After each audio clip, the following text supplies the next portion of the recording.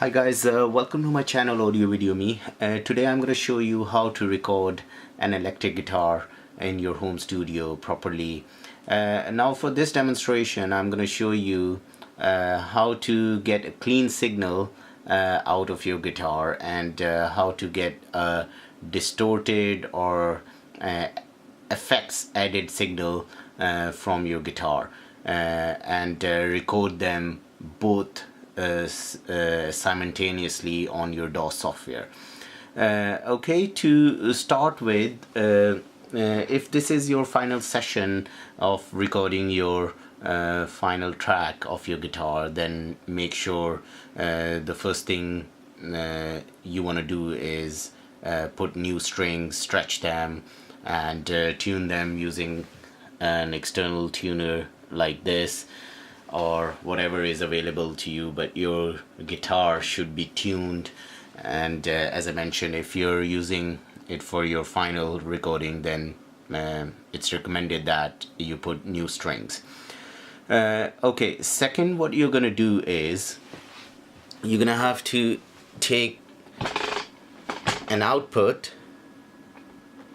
from the guitar. So this is an output from the guitar. This signal is instrument level signal, and I've connected it via unbalanced TS cable. So take this output and insert it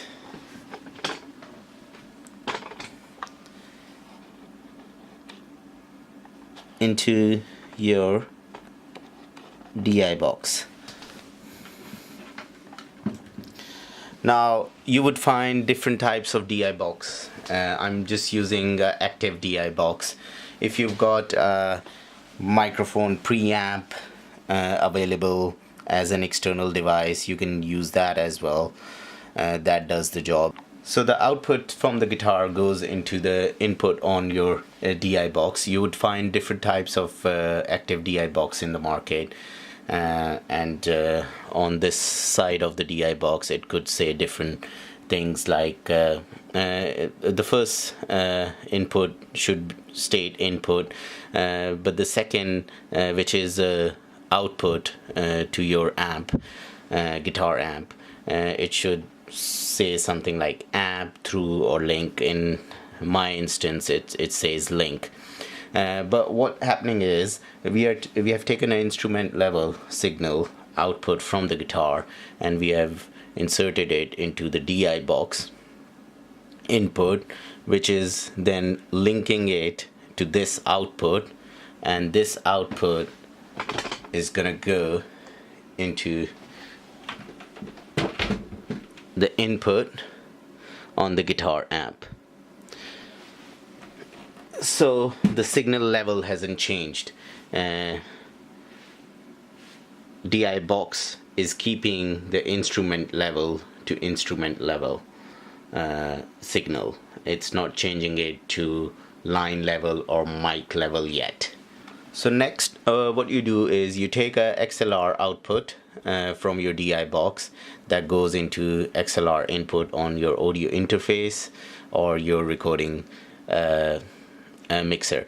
Now there are a few other tabs on a DI box which I want to mention. One is lift earth. Basically, if you've got like any hum or ground loops, distortion going on in your network of connections, then you can switch this to earth to eliminate it. But I've checked mine, there's no distortion going on, or there's no ground loop or hum. And there is a pad connector here. Now on different DI boxes that could have different dB value. On mine it's 0 dB and 20 dB, so it's in off position 0 dB. If I switch it on, it will add 20 dB to the signal, which I don't want to add anything. And the DI box does the conversion. For this output, it brings the impedance down to mic level and that's why we connect an XLR to our audio interface input or our recording mixer microphone input. Okay, so that's the basic on the DI box, and this output is our clean channel from the guitar, and the linked or through output from the DI box is our effects channel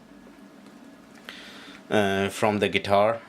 Basically what you need to do is on your guitar amp you need to switch on the dirty channel or the distorted channel, so when you play your guitar it adds distortion to the signal.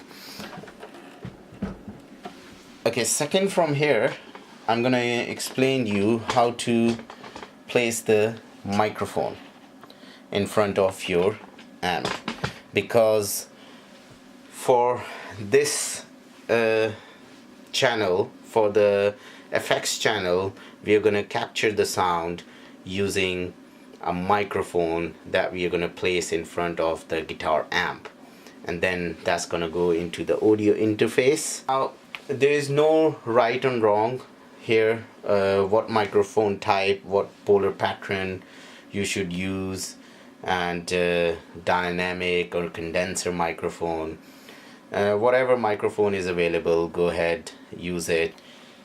Okay, if you're using a dynamic directional Cadroid microphone, then I want to mention one thing here is that don't place the microphone too close to the guitar amp speaker. By doing that you're going to introduce a proximity effect, and there will be more low end captured by the microphone, and the sound will be fuller and out of balance. But if you're using a only directional microphone, you can place it closer to the guitar amp and there will be no proximity effect. It's just the level will be high. But if you're using dynamic directional Cadroid microphone, then don't place it too close to the guitar amp. Just place it around about a foot away, or maybe a little bit more, so you don't introduce the proximity effect, which I've already explained what it is.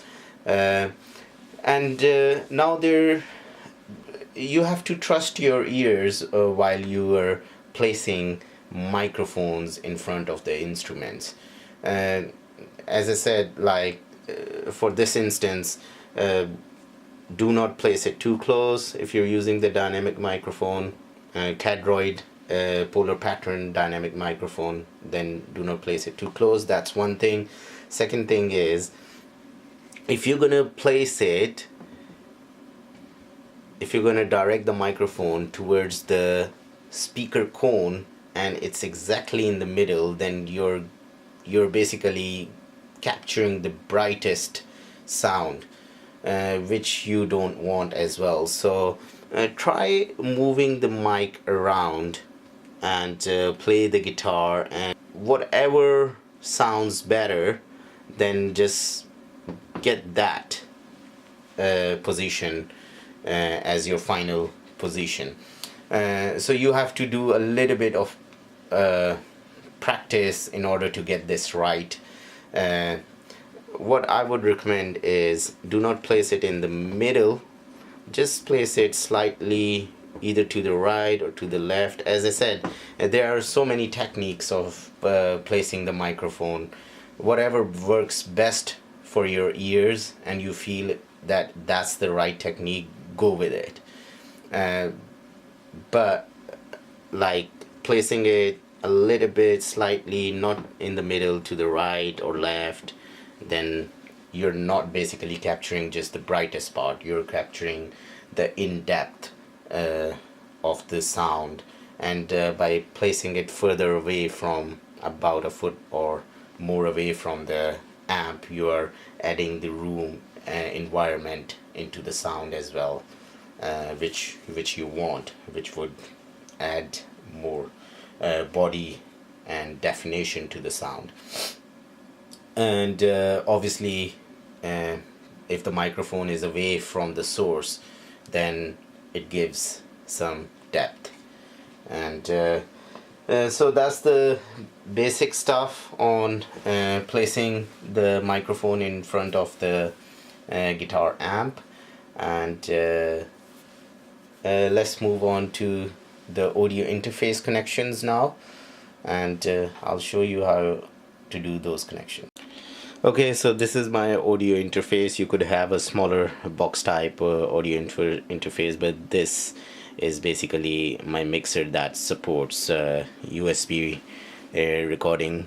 And so on the channel 1, I've connected the microphone that I placed in front of the amp, and this is gonna be our distorted effects channel going to our software for recording. And the second channel is my clean channel. That's the output coming from the DI box.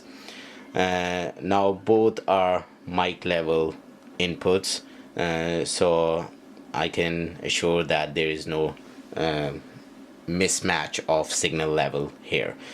Okay, for my effects channel, I'm just gonna add some built-in effect. I'm just gonna add some more distortion. So I've got like built-in effects on this mixer, and I'm just gonna add distortion in it, and just gonna set the level of the distortion. I'm just gonna test it a bit that it actually has distortion. Okay, so can you hear that distortion? So if I take the effects down, there's less distortion. So now there is distortion. Okay, so that's my effects channel sorted for my recording. And the second channel is my clean channel. Just gonna test that as well, that it's outputting. Okay, so both channels are good. On my second channel, I'm just gonna add which is my clean signal. I'm just gonna add some compression before I record it. So on my mixer, the compression is built in, but if you haven't got a mixer or audio interface with built-in compression, you can get an external device, external compressor unit, which works way better. But I'm just gonna add 4:1 compression on my clean signal. Okay, so now let's just move to the DAW software. Now you could be using Pro Tools, Cubase, or Logic. I'm just using Logic, so I'm just gonna create 2 tracks and just show you. Run physical connections to your audio interface, and then connect your audio interface or your recording mixer to your Mac or your PC. Open your DAW software. I'm just using Logic Pro 10 for this demonstration. So create 2 tracks, name one track guitar amp or whatever you want to name it. Second one I've named guitar DI. Guitar amp is our effects signal from the guitar, and guitar DI is our clean signal. Now just make sure when you create the tracks your input matches the input on your audio interface for that particular channel. Once all is checked, then start recording. Click on record icons on both channels, because we want to record both of these tracks together. One is going to be our clean track, one is going to be our distorted or effects channel. Okay, so I'm just going to press record, Hopefully, I've mentioned in the clearest way how to do the electrical guitar recording using two different tracks, one effects and one clean.